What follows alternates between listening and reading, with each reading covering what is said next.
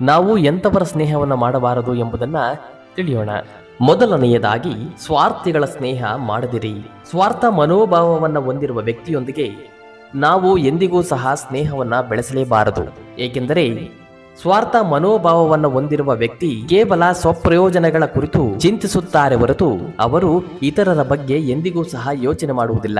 ಸ್ವಾರ್ಥ ಗುಣವುಳ್ಳ ವ್ಯಕ್ತಿ ಅವರಿಗೆ ಯಾರಿಂದ ಪ್ರಯೋಜನವಾಗುತ್ತದೆಯೋ ಅವರೊಂದಿಗೆ ಮಾತ್ರ ಇರಲು ಬಯಸುತ್ತಾರೆ. ಆ ವ್ಯಕ್ತಿಗೆ ನಿಮ್ಮಿಂದ ಅಗತ್ಯವಿದ್ದಾಗ ಮಾತ್ರ ನಿಮ್ಮೊಂದಿಗೆ ಇರುತ್ತಾರೆ. ಅದೇ ಅವರಿಗೆ ನಿಮ್ಮ ಅಗತ್ಯ ಮುಗಿದಾಗ ಖಂಡಿತ ಅವರು ನಿಮ್ಮೊಂದಿಗೆ ಇರುವುದಿಲ್ಲ ಎಂದು ಆಚಾರ್ಯ ಚಾಣಕ್ಯರು ತಮ್ಮ ನೀತಿಯಲ್ಲಿ ಉಲ್ಲೇಖ ಮಾಡಿದ್ದಾರೆ. ಎರಡನೆಯದಾಗಿ, ಅಸಭ್ಯ ಜನರ ಸ್ನೇಹವನ್ನು ಮಾಡಬೇಡಿ. ಅಸಭ್ಯ ಅಥವಾ ನಿಂದನೀಯ ವ್ಯಕ್ತಿ ಕೂಡ ಸ್ನೇಹಕ್ಕೆ ಅರ್ಹನಲ್ಲ. ಅಂತಹ ವ್ಯಕ್ತಿಯು ಇತರರ ಭಾವನೆಗಳನ್ನ ಗೌರವಿಸುವುದಿಲ್ಲ ಹಾಗೂ ಆ ವ್ಯಕ್ತಿಯ ಮಾತುಗಳು ಮತ್ತು ನಡವಳಿಕೆಯು ಅವಮಾನ